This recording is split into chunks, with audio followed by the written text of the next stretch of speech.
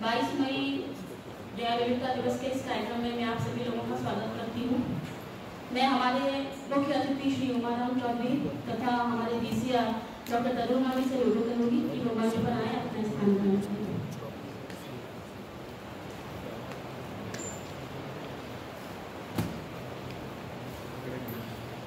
पता नहीं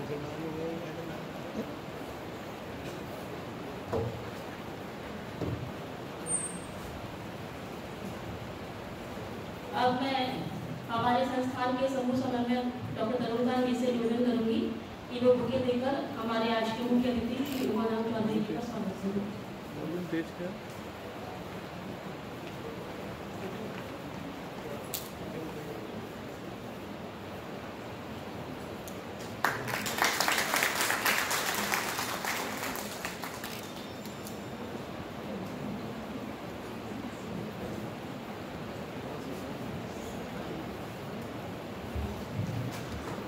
जैसा कि आप सभी को ज्ञात है कि आज रविवार के दिन ये जैव विविधता दिवस आयोजित किया जा रहा है। इस संबंध में आप सभी से अनुरोध किया गया था कि आप सभी अपनी उपस्थिति दें। बहुत ही हर्ष का विषय है कि बहुत सारे लोग आज उपस्थित हो गए हैं।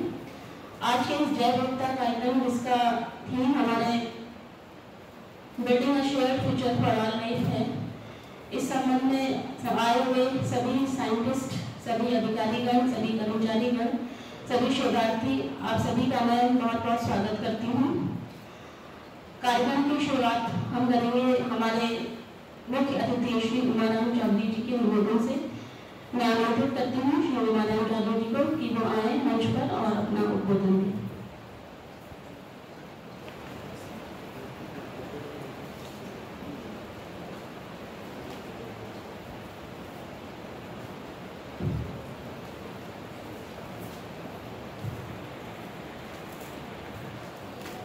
मंच पर विराजमान DCR डॉक्टर तरुण जी, अनीता जी और आप सभी पधारे हुए महानुभाव,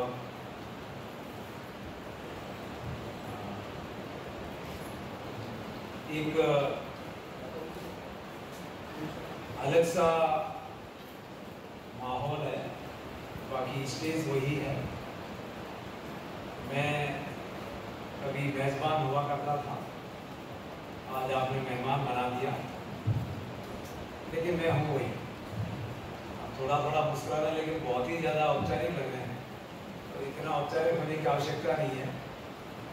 वो जैसा कार्यक्रम है और जैसा निर्देश मिला मेरे को डायरेक्टर साहब के द्वारा कि आपको मुख्य अतिथि बनना है, तो उन्होंने 2-3 बार पहले भी मुझे डायरेक्शन दिए थे, लेकिन किसी कारण से नहीं आ पाया। इस बार मैंने कहा आपको तो मना नहीं करेंगे, लेकिन एक अच्छी बात है आज मेरे लिए कि मैं कभी यहाँ से इस मंच से आपको छुट्टी के दिन बुलाता था तो मैं बड़ा दबाव में रहता था कि पता नहीं लोग क्या कहेंगे, लेकिन आज मैं फ्री हूँ क्योंकि मैंने आपको नहीं बुलाया है, आपने मुझे बुलाया।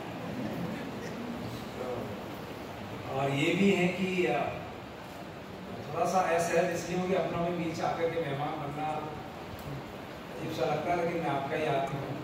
और जहाँ तक उद्बोधन की बात है, संबोधन की बात है, सन 2014 से लगा करके सन 2019 तक आपने मेरे को बहुत सुना है, तब कोई नई चीज़ कहने को रह नहीं गई है, तो वही चीज़ रिपीट होगी। लेकिन अब क्योंकि आज का दिन है तो थोड़ी सी बात कर लेंगे। कुछ लोग मुझे नए दिख रहे हैं, कुछ आगे वाली जो बेंच में लोग विराजमान होते थे वो मेरे वरिष्ठ साथी सेवानिवृत्त हो गए हैं, तो वो थोड़ा सा आगे वाली बेंच में मुझे थोड़ा बदलाव नजर आ रहा है। पीछे कुछ यंग लोग भी दिख रहे हैं, तो यंग लोग जो आखिरी में आए हैं उनको मैं बधाई देता हूँ। और बाकी छुट्टी के दिन आना एक आखिरी की सबसे बड़ी बात जो मैंने यहाँ पिछले 5 साल जब मैं यहाँ वो सीखी है, कोई भी फंक्शन हो, यहाँ फंक्शन करना मैडम बहुत आसान है, क्योंकि आप एक इशारा कीजिए सब लोग आते हैं और बड़ा भावना से आते हैं। ऐसा नहीं है कि औपचारिकता करते हैं। तो किसी तरह का फंक्शन हो, आप लोग आते हो, तो ये सबसे बड़ी बात है। ये दिखाता है कि अपना जो है अपने कार्य के प्रति और अपना जो उद्देश्य है उसके प्रति हमारी कितना समर्पण है। तो इसके लिए मैं आपको बधाई देता हूँ। मेरे पास जो कार्यक्रम आया था उसमें मुझे लगा कि मुझे थोड़ा बाद में बोलना पड़ेगा, लेकिन किसी ज़माने में मैं ओपनिंग बैटिंग करना पसंद करता था क्रिकेट में भी, तो आज भी मुझे यहाँ शुरू में ही लगा दिया है। तो मुझे ये समझ में नहीं आ रहा मैं कहाँ से शुरू करूँ। अरुण खान से मैंने पूछा था कि शैल आई गो फॉर फॉर्मल एड्रेस जिसमें सारे आंकड़े और ये क्या हुआ, कब बायोडाइवर्सिटी बना, लेकिन ये चीज़ें इस मंच से पहले मैंने शायद बहुत बार कही है। मैं उन चीज़ों को रिपीट नहीं करना चाहता। और अब मैं एक किसान के रूप में भी हूँ और आम जन के रूप में भी, तो उस नज़रिए से चीज़ों को कैसे अपन देख सकते हैं और कैसे सरल तरीके से चीज़ को समझा जा सकता है। अगर आपकी परमिशन हो तो मैं उस पर बात करूँ, और अगर आपकी परमिशन ये हो कि मैं इसके बारे में बात करूँ, ये इनका बायोडाइवर्सिटी बना, कैसे बना, ये बना, तो वो भी कर सकता हूँ, क्योंकि मैं कुछ नोट करके भी आया और कुछ यहाँ ऑफिस में काम करने से याद भी है। तो शायद आपको पता तो होगा ये किसी ज़माने में ये दिवस जो है 29 दिसंबर को मनाया जाता था। तो उसका कारण क्या था कि 29 दिसंबर को 1993 में इसके ऊपर एक समझौता हुआ था, लेकिन 29 दिसंबर आप देखिए दिसंबर में छुट्टियां होती हैं, तो उसको बदल के फिर एक 92 का जो 22 मई का एक दिन है जिसके ऊपर भी इस पर कुछ समझौता हुआ था, उसको भी इस दिवस के रूप में मनाना शुरू किया। और अब आज छुट्टी का दिन है, वो अलग चीज़ है, लेकिन वो छुट्टियां अवॉइड करने के लिए 22 मई को इन्होंने दिया है, मनाया जाता रहा है। इस बार का जो थीम या स्लोगन जिसको कह सकते हैं, लिखा हुआ है सामने, हमारा भविष्य जो है वो हम कैसे साथ मिलकर रह सकते हैं। साथ मिलने का मतलब ये हुआ कि जो भी हमारी जैव विविधता है, तो मैं इसको सरल भाषा में समझने की कोशिश करूंगा कि आज छुट्टी के दिन आप लोग यहाँ पे आए हैं, तो मैं चाहता हूँ कि हम यहाँ से कुछ लेके जाएं, और जो साइंटिस्ट हैं, जो सीनियर लोग हैं, हाँ, तो जो साइंटिस्ट लोग हैं, जो सीनियर लोग हैं, वो लोग थोड़ा सा बियर करें। हम ये समझने की कोशिश करेंगे कि आखिर जैव विविधता है क्या। पहला प्रश्न तो यही है। आप लोग सब जानते होंगे जैव विविधता क्या है? एनीबॉडी? हाँ जी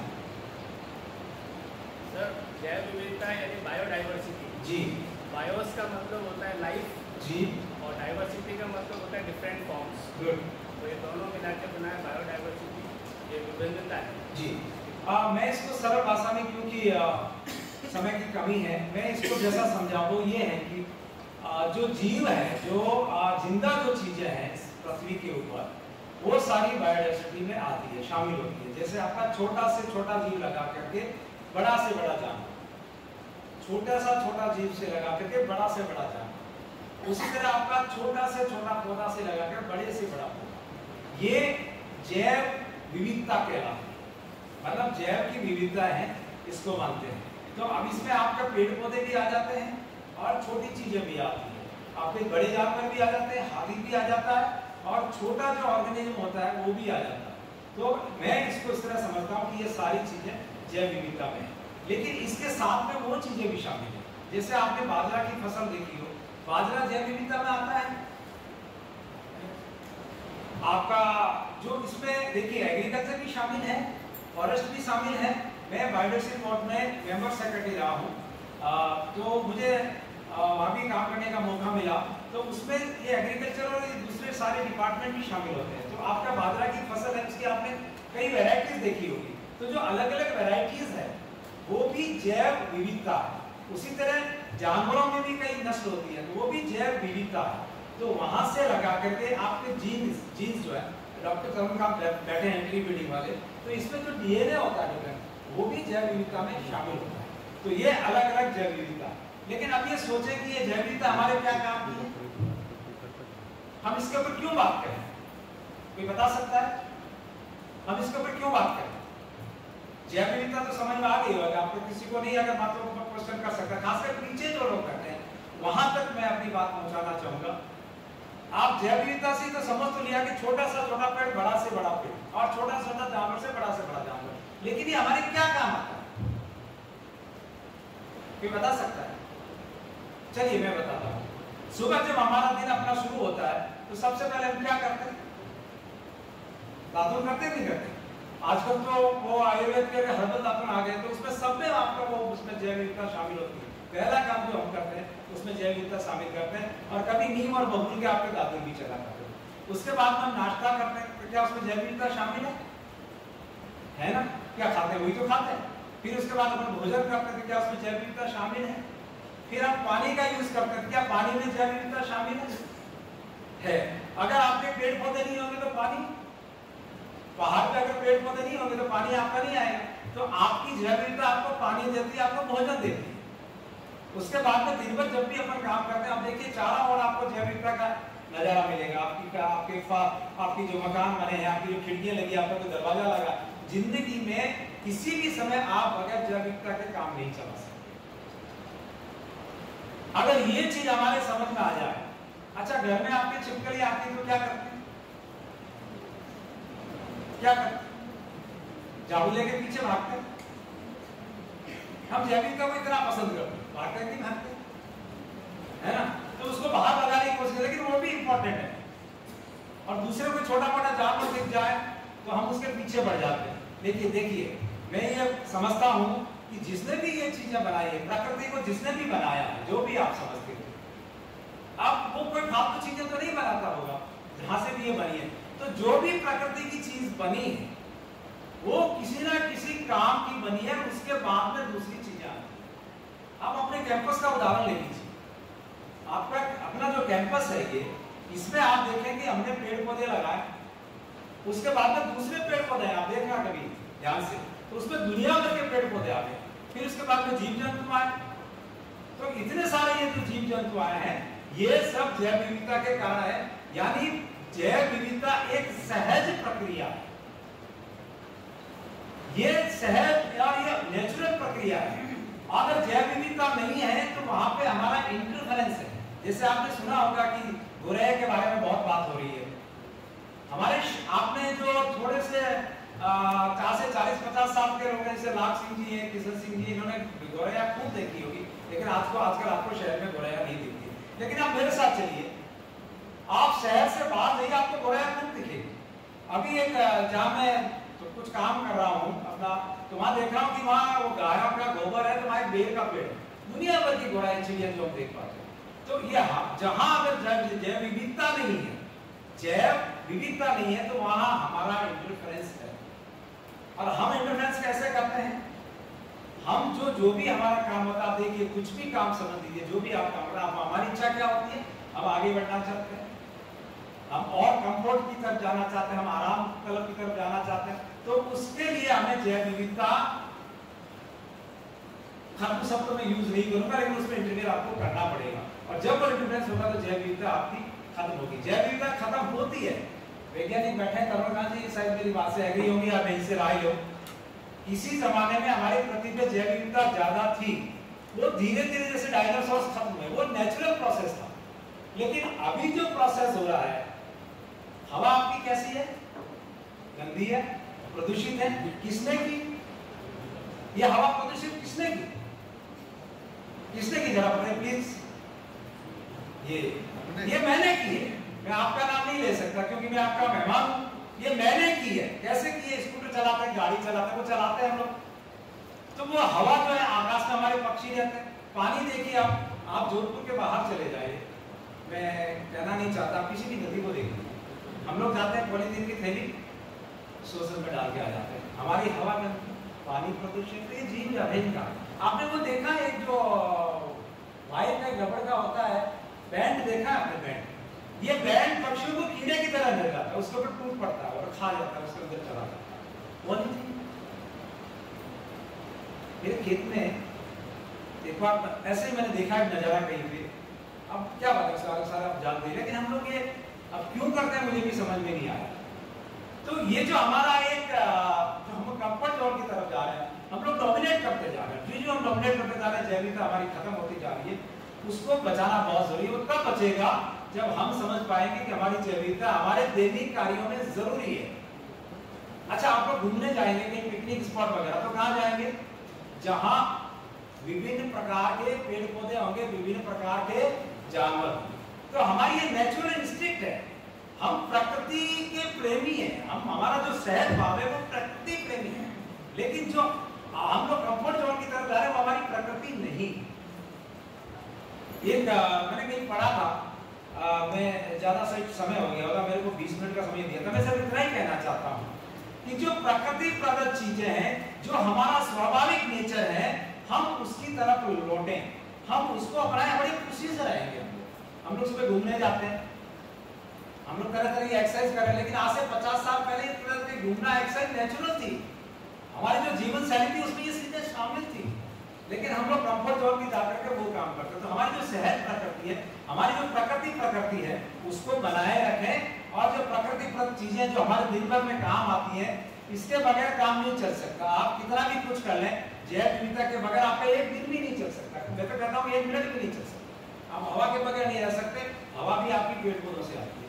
तो हमें नेचुरल बनना है, हमें सहज बनना है, अगर जैव विविधता को बचाना है, जो कि बहुत ही प्रकृति प्रदत्त चीजें हैं। कभी हम हवाई जहाज में सफर करते होंगे, काफी लोगों ने किया होगा। तो हवाई जहाज में जो पायलट होता है वो गाड़ी चलाता है, क्यों डॉक्टर साहब? वो हवाई जहाज चलाता है। अब उसकी जगह अगर पैसेंजर बैठने लग जाए तो क्या होगा? तो don't try to be pilot, nature को अपना काम करने दीजिए, नेचर को अपना काम कर दीजिए और उसके साथ चलिए तो अच्छा रहेगा। देखिए आपके पहाड़ के पहाड़ खत्म हो रहे, कहाँ जा रहे हैं? ये यहाँ आ रहे सारे के सारे, पहाड़ खत्म हो रहे, आपकी नदियां प्रदूषित हो रही है, आपके रिसोर्सेज। मीना साहब की मेरी बात है, जो आज के रिसोर्सेज 40-50 साल तक थे, वो हमारे रिसोर्सेज खत्म हो रहे, तो रहेगा कहाँ? बायोडाइवर्सिटी कहाँ रहेगी? पहाड़ में नहीं रहेगी, आपकी पानी में नहीं रहेगी, तो कहाँ रहेगी बायोडाइवर्सिटी? खत्म होती जा रही है। अच्छा, एक बात मैं जो कहता हूँ अक्सर, हमारे पुरखे, हमारे जो पहले जो पुरखे यहाँ रहते थे, कितने सालों से रहे हमारे पृथ्वी के ऊपर? कोई बता सकता है कितने सालों से रहे? एक प्रश्न छोड़ के जाता हूँ, कितने साल से वो यहाँ रहते थे हमारे पुरखे, हमारे बुजुर्ग? कोई बता सकता है? 100 साल, 200 साल, 300 साल, 400 साल? सदियों से रहे। अब बताइए, वो सदियों से यहाँ रह रहे थे, क्या पानी खत्म हुआ? क्या पहाड़ खत्म हुआ? क्या बताइए? नहीं हुआ। और ये कब खत्म हुआ? पिछले 40-50 साल में सारी चीजें हुई है। तो हमने 40-50 साल में ऐसा क्या कर लिया जो पिछले 40-50 लाख साल में नहीं हुआ? पिछले 40-50 साल में। अब मैं फिजिक्स की बात करता हूँ। फिजिक्स में एक शब्द है एक्सेलरेशन, सुना होगा। वेलोसिटी तो नॉर्मल होती है ना, एक्सेलरेशन तेजी से चलता है। तो मुझे लगता है कि ये चीजें एक्सेलरेट हो रही है और हमने इसको नहीं रोका। मैं आंकड़ों की बात नहीं करता, मैंने शायद कभी याद भी नहीं की होगी। मैं तो मेरे गांव में जो देखता हूँ, मेरे आसपास में देखता हूँ, वही बात करता हूँ। मेरे पिताजी कहते हैं कि हमारे गांव में शेर या टाइगर थे, उनकी भाषा में वो पैंथर रहे होंगे, फिर दूसरे जानवर थे। आज तो खरगोश भी बड़े मुश्किल से मिलते हैं। मेरे पिताजी की उम्र में कितना आता है? 40-50 साल तो गुजरे हैं। पानी खूब था हमारे। अब मैं पानी पूल में देखूं, ऊपर पहले हम उसमें नहाते थे, छलांग लगा देते थे। अब नाले छलांग लगा तो मीना की हालत खराब हो जाए। तो पिछले 40-50 साल में वो मारवाड़ी में क्या होता है, बढ़ियापन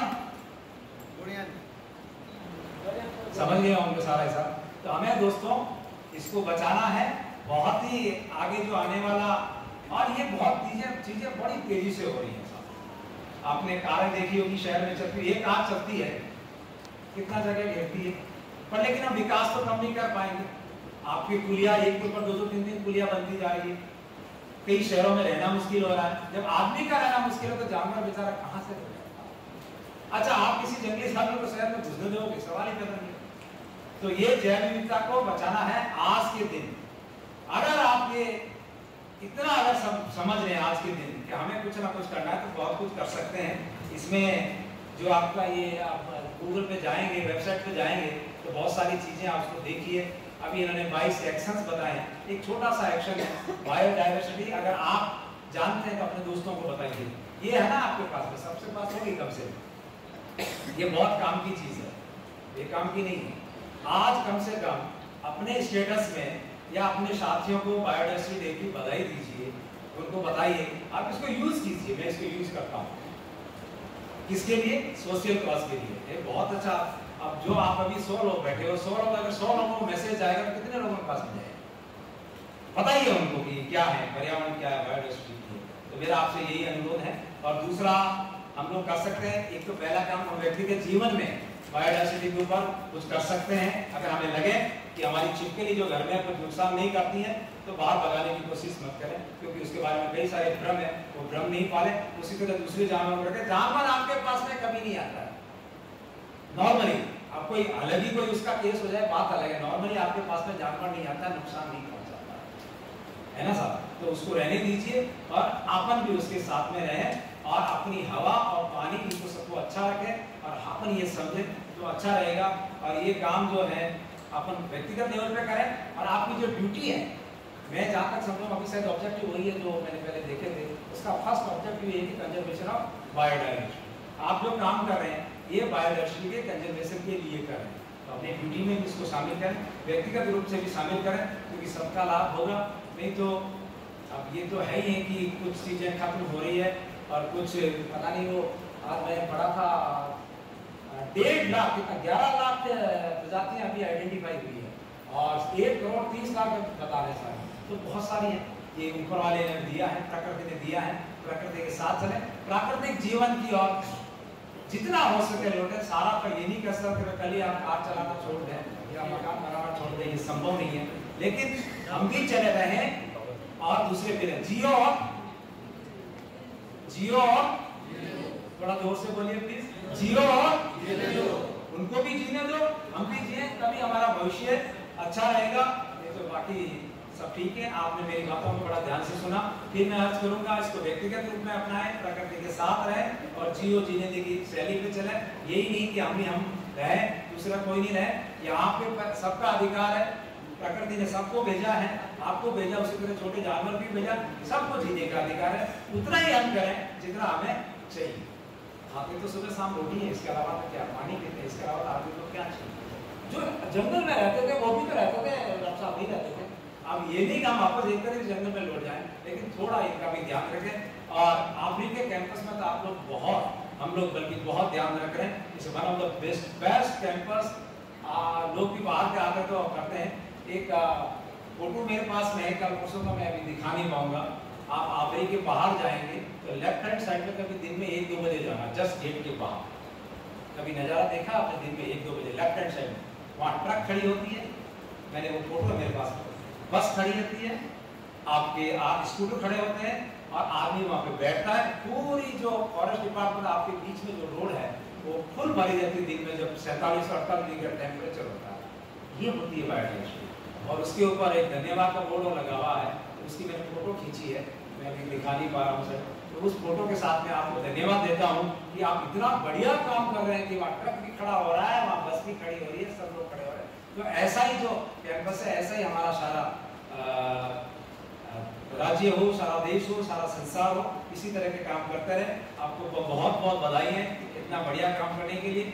और नायक साहब ने यहाँ बुलाया, अनीता जी ने और GCR साहब ने, आप सब लोगों ने मुझे यहाँ पे याद किया, उसके लिए बहुत बहुत धन्यवाद। थोड़ा मैं लंबा बोल जाता हूँ कि मेरी आदत है, आप जानते होंगे, और मैं प्रकृति के लिए करता रहता हूँ कुछ ना कुछ।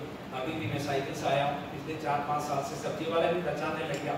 कल मैं मिठाई वाले के यहाँ गया, मैंने कहा पॉलीथिन मत दे, वो धन्यवाद देने लगा। हर दुकानदार जहाँ से मैं पॉलीथिन नहीं देता वो धन्यवाद देता है।